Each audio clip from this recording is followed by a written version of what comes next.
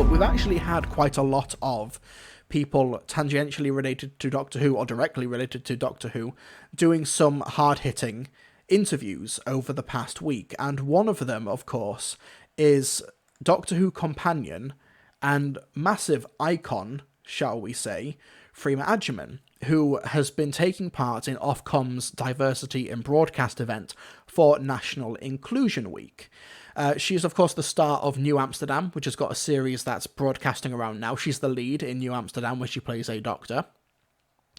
And I've not watched New Amsterdam. However, my wife has watched New Amsterdam and loves it very much and massively enjoys watching it.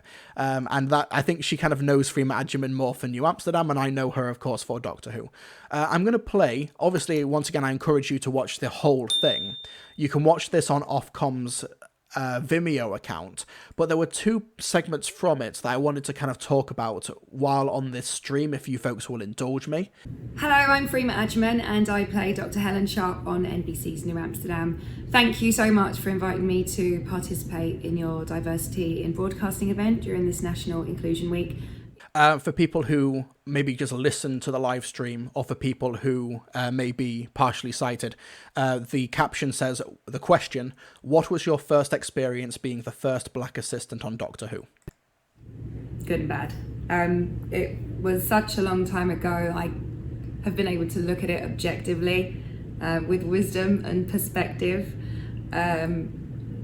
Ultimately, I had a great time. It is a game changer. My life changed completely overnight. You go from obscurity to people knowing who you are, in a good way. And then we aired, and I didn't even mind that there was so much focus on the fact that I was the first black companion, because I was. So it never bothered me at all. It was something I was and still am so proud of. What I didn't anticipate, and maybe I was naive, was the racism from certain sectors of the fan base.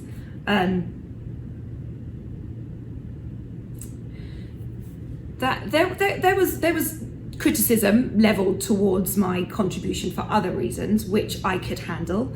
I could rationalize those away. I'm an artist. No one's going to like your work all the time. People are entitled to their opinions. It's all subjective. But the racism, couldn't rationalize that. Now, I'm fully aware of the optics of now the white man speaks after about racism after the woman of colour does, the caucasity of what I do. But when it comes to this conversation, comes to this topic, it's really interesting to look at it in retrospect, as Freema is doing for Ofcom for this chat, because when Freema Agyeman was announced as the companion in Doctor Who for Series 3, I was 14 years old, I think, 13, 14 years old. And even when I was that age, I did see the racism, because I think it was when I was sort of really starting to get online and read news stories about Doctor Who. And I remember, actually, I think I was on holiday and I was reading a tabloid Break the News story, and they had that photo of her with the red leather jacket and the spiky hair, and the third Doctor in the blue blazer in front of the TARDIS. And I remember actually seeing that comment section and people being incredibly racist towards her in that comment section. I think it was like a Daily Mail or a tabloid type publication. Looking back now, it's not surprising. But I think back then I kind of thought, this is obviously the minority.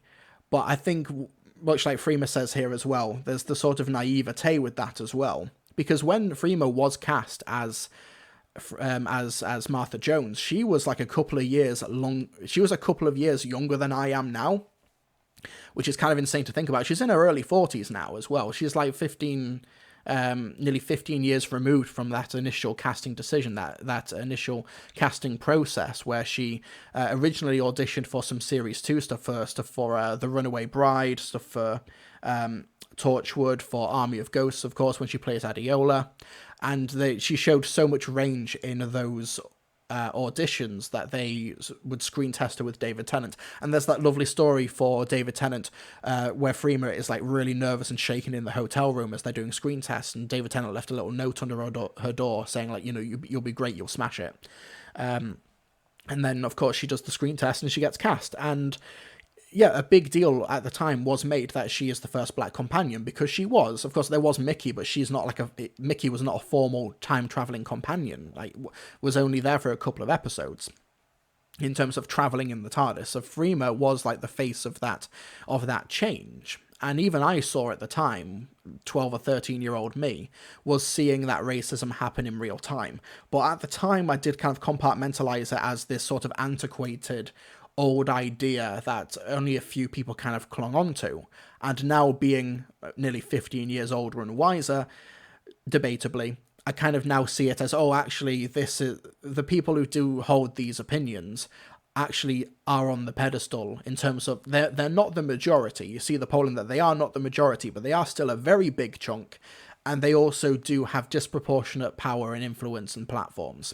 When it comes to the reaction to her in 2007, what I will say for this video that she did for Ofcom, and what slightly affects the conversation somewhat, is that she doesn't specifically mention any examples here. Now, obviously, I know it happened, I saw it happen, I was there, but I think when having this discussion, it will be very easy for some people to compartmentalize it, for some people to be able to excuse it or be able to ignore it because they haven't seen the examples happen, or they're able to say she's not mentioned anything, didn't happen, whatever, out of sight, out of mind.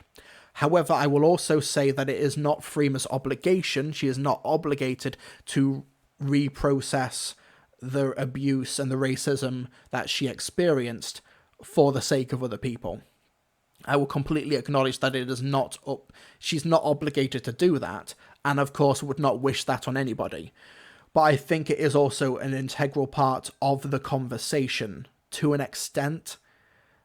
I think it's one of those things where you need to expose it to sunlight in order for people to actually acknowledge that it's there. Otherwise, it is so easy to just say out of sight, out of mind. And I have seen people responding to this news story, saying she's not mentioned anything, it clearly didn't happen. Obviously ignoring the bigger, broader picture, but that's the issue with the conversation when you have it in this way. But then again, do you tell Freema, mention the specifics, the quotes, what was said to you, bring that back to the forefront of your mind? I wouldn't wish that on anybody. But for this conversation as well, of course, even if I wasn't around in 2006, 2007 when this happened, even if I didn't remember the specifics, I still would not be remotely surprised, because in the year of our Lord 2021, we still see this happen. Like, obviously, not to name names again and everything, but when in 2018, when Doctor Who Series 11 was being broadcast and stuff like that, and when it was in the lead up to its release, who was like one of the most prominent Doctor Who YouTubers at the time? It was Bolstrek. And Bolstrek was like full-on mask-off, like white supremacist, basically opening videos with the 14 words, more or less, saying, get these black people off my TV, longing for the days when cities like London, Toronto, and Paris were majority white cities, and an audience completely going along with it. Once upon a time, London was probably one of the whitest cities on the planet. Now half the population has been displaced or removed. London, along with other major cities, like Paris or Toronto, has become part of a massive social experiment. Completely incompatible cultures are being forced to live side by side. Need I show you this comment section again from 2020, Bolstrek's comment section, when Sacha Dhawan was cast as the Master? 8 characters in, I'm finally a white man. You can turn the UK over. It's done. Wow, I didn't see a single white face until the patriarchy in black showed up. Same old chips. Diversity hires the Master. Jesus Christ, it breaks my heart what's become of Doctor Who. Diversity shielded by their globalist government. Globalist is code word for Jewish, just a reminder. A few generations from now, Asians will be the majority. Yeah, and that was the sort of stuff that was being prioritized in YouTube's algorithms. Though I actually got a recommendation on YouTube the other day, a channel I never watch, but still got recommended them, talking about how the new James Bond film is a total box office flop. And it's like, okay, firstly, it's the number one opening weekend of all time in the UK, and it's expected to have massive opening in China. And of course, yeah, Venom did really well in the US box office, but it's a different demographic to James Bond, and it's a film that will probably chug along at the box office really, really well, and it's probably going to make an awful lot of money. But saying, woke James Bond was terrible, woke James Bond is a flop. However, when I went into that comment section, because the video itself did not specify what was woke about No Time to Die, because, the deliberately vague language is there. So I went into the comment section, and the comment section was basically, yeah, Latasha Lynn, that's her name, she was in Captain Marvel, she is in the film, therefore it's woke. Black actress in the film, automatically woke. And that was a video, that was an opinion, that was a channel, basically, that was pushed on the algorithms, even though I was explicitly telling YouTube to not recommend that type of stuff to me, because it's the outrage culture.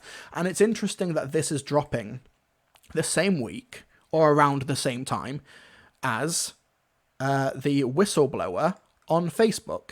Facebook is misleading the public on progress against hate speech, violence, misinformation. This is a CBS article. Frances Hagen is a former Facebook employee. She was a data scientist, worked Harvard master's degree in business. 15 years she worked for Google and Pinterest, worked at Facebook and stuff. And she has been a whistleblower talking about how Facebook and social media websites are not doing anything to sort of combat hate speech, because the hate speech is what gets the engagement, is what gets the clicks. One study she found from this year says we estimate that we may take action on as little as 3 to 5% of hate and about 0.6% of violence and incitement on Facebook. So 1/6 they take action on violence or incitement on Facebook. The most mind-blowing part of this, here we go. The dynamic in terms of them not curbing hate speech on Facebook, on social media, it's one of the unfortunate consequences. No one at Facebook is malevolent, but the incentives are misaligned, right? Like, Facebook makes more money when you consume more content, people enjoy engaging with things that elicit an emotional reaction, and the more anger they get exposed to, the more they interact and the more they consume. That dynamic, this is the most important, mind-blowing bit, that dynamic led to a complaint to Facebook by major political parties across Europe. This 2019 internal report obtained by Hagen says that the parties, quote, feel strongly that the change to the algorithm has forced them to skew negative in their communications on Facebook, leading them into more extreme policy positions. And then Scott Pelley, who's interviewing, says the European political parties were essentially saying to Facebook, the way you've written your algorithm is changing the way we lead our countries. Francis responds, yes, you are forcing us to take positions that we don't like, that we know are bad for society. We know if we don't take those positions, we won't win in the marketplace of social media. Racism and everything obviously was around in 2007 and before, obviously. But I think with social media, with algorithms prioritizing outrage content and everything like that and engagement, we're seeing it being brought more and more to the mainstream, more and more to the fore, especially when you've got this culminating in the end of 2019 when Boris Johnson is doing campaign videos on the BBC's website, basically saying don't vote for Jeremy Corbyn or the Jews will take over, while simultaneously trying to call Jeremy Corbyn anti-Semitic. That's kind of mind-blowing.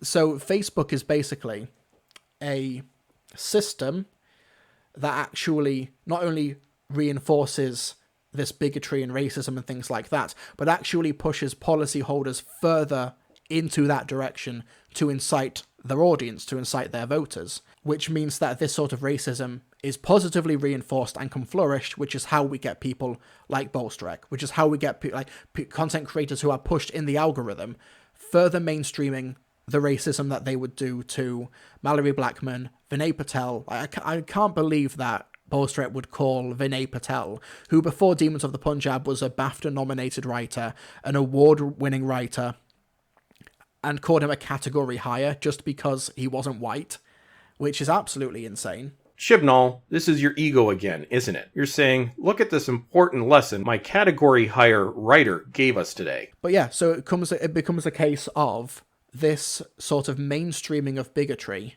for the Dark Prince's right, yes, it is for money, but also for social media clout, for creating a platform, for building a platform off the incitement, which further mainstreams the racism, which further mainstreams these positions, even if they are, in terms of the polling, in terms of the data we've had, still a minority position.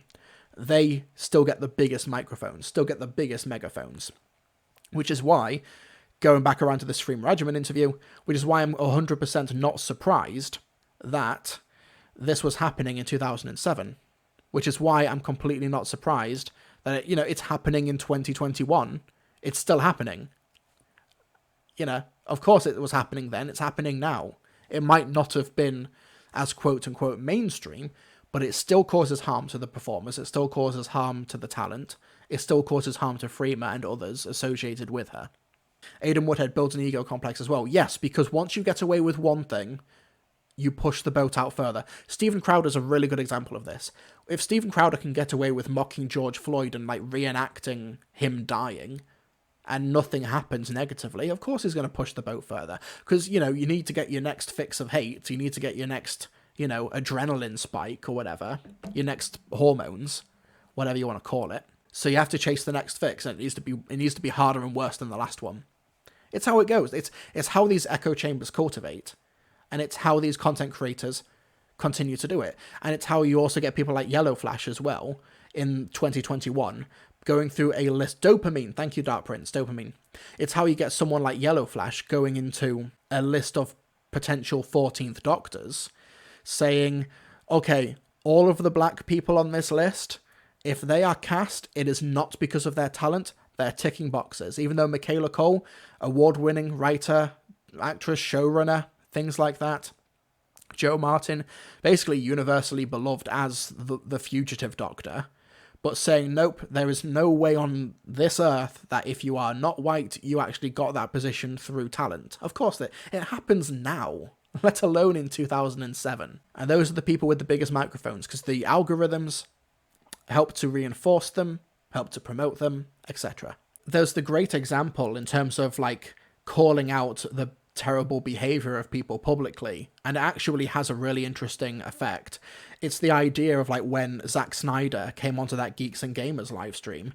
And full disclosure, my first introduction to Geeks and Gamers was a video where he was saying that Ava DuVernay, who at the time was an Academy Award nominated filmmaker who did Selma, saying that no, she shouldn't be anywhere near Star Wars because I've not heard of her, and also because she's black. That was my introduction to Geeks and Gamers.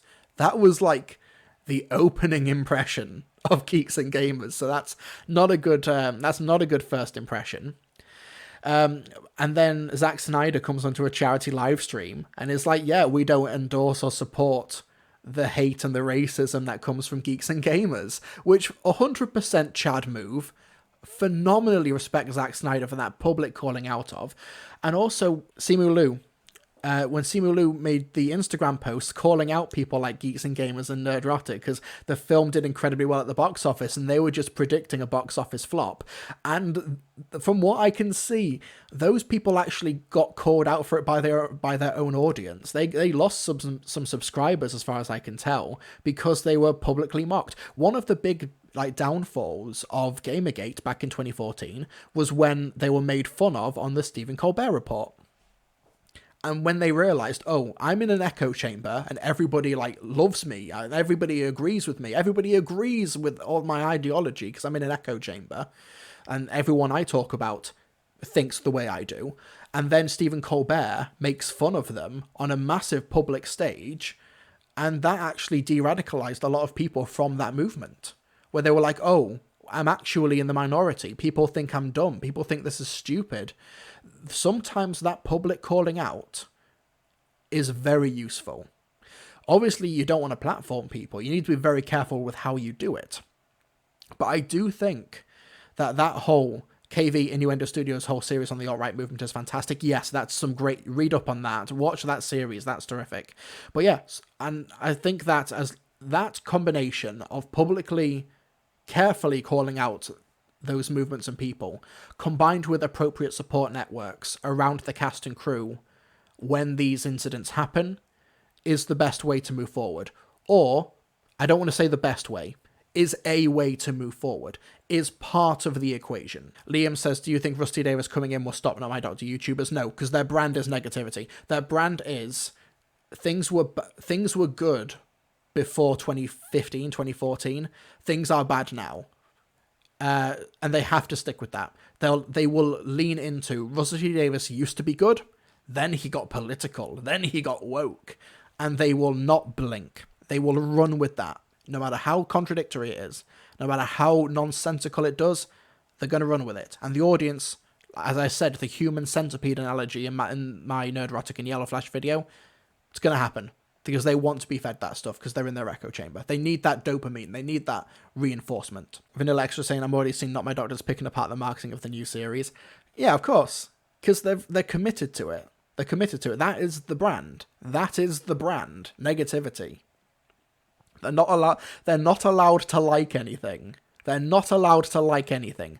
As that is part of their brand. That is part of their persona. Perpetual misery that they've brought upon themselves. Which... part of me is a little bit sympathetic because, you know, when that is your entire online persona and personality, that's got to negatively affect you, right?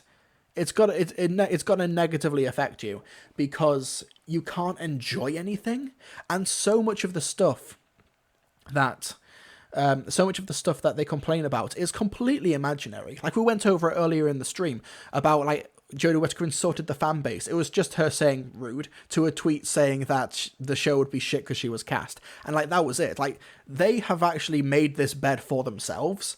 They have deluded themselves to an extent that they are just upset at everything. They're upset at their own delusions. So I'm a little bit sympathetic towards them in terms of like a well-being. Like, I don't think they're okay mentally.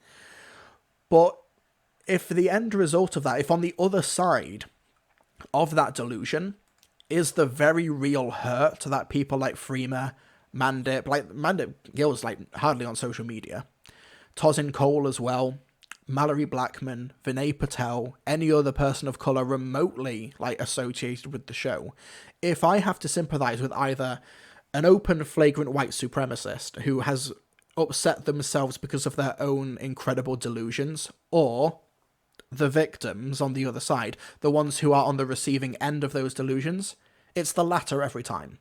It's the latter every time. Along with the duty of care to the cast and crew when John Barrowman was on set and stuff like that. And I know, this seems like a massive junction, doesn't it? But also the receiving end of the racism and everything that Freema Agyeman experienced out in the open from tabloids and stuff like that. And also what I mentioned before for the secret of marketing, like the cast members who got incredibly harassed and there was like no public support or public backlash or public confrontation or defense of people. It makes me wonder if Rusty Davis does come back, is there going to be a duty of care to the cast and crew who are going to be on the receiving end of reactionary online YouTubers, who are going to be on the receiving end of reactionary Twitter, who are going to be on the receiving end of tabloids, who are going to hurl as much abuse as they possibly can. If Rusty Davis is going to be in charge and Bad Wolf is going to be in charge, is there going to be a support network in place that wasn't there when John Barrowman was doing his thing? Because we got the complaints from Noel Clarke and John Barrowman and stuff that people were just moved off set and just moved to different departments. And I obviously, because Freema hasn't mentioned it, and I'm not here to fully speculate, so I'm just going to ask, was there a support network for Freema when this was happening to her in 2006, 2007? Was there a support network for her? Was she supported by Julie Gardner and Rusty Davis? And if not, why not? And will that happen again? Will there be one now? Because there hasn't been one, as far as I'm aware, for the Chibnall era. And I'm hoping that there is one now. Right, folks, I'm going to quickly, because my throat is tickling, I'm going to get a drink real quick. But I wanted to play the second half of this clip, where Freema Agyeman kind of nails it, in terms of the actual substance of the discussion. She uses a very good analogy to combat the idea of like tokenism and diversity hire. And she uses the analogy of a party. I'm going to play that clip while I get myself a drink. That word in itself, change, I think, instills so much terror in so many people. Human beings are like naturally creatures of habit, right? So change sounds scary. But I feel like a common misconception from people in privileged positions is the notion or idea that if they open up the party, it's going to see them at a deficit or a loss or losing out in some way. So, you know, like more people at the party, less food at the buffet for you. This idea of like, if I don't hold on to everything tightly, I'm going to lose something. But what those people, I'm going to stick with the party analogy. What those party hoarders don't realize is these new attendees that could be coming to this party will be coming with bags and bags of food. There's no charity that's asked for. They're going to be coming with bags and bags of food, so they're going to be able to take care of themselves and add to your table for that matter. But these new attendees don't know how to get there. They don't know how to get to where the party is at. So now the party hoarders have got some work to do. They've got to go and they've got to design some invites and print the invites and send the invites out. There's work that has to be done. It's not enough to stand around and say, that's a really good idea to have more people at this party that will bring more food from different backgrounds, different cuisines, different styles. That would make this party better. That would make this party more fun. And then just turn around and go back to like eating your tuna salad. There's nothing wrong with tuna salad. I love tuna salad, but it's not enough. As a white man, I'm feeling very attacked by the insult of tuna. As a white dude who cannot handle spice very well, and hence likes things with mayonnaise in them, I take offense to this. To just talk about it. Like you have to actually do something. There's nothing to lose here. There's nothing to lose from opening up the party. We all will stand to gain.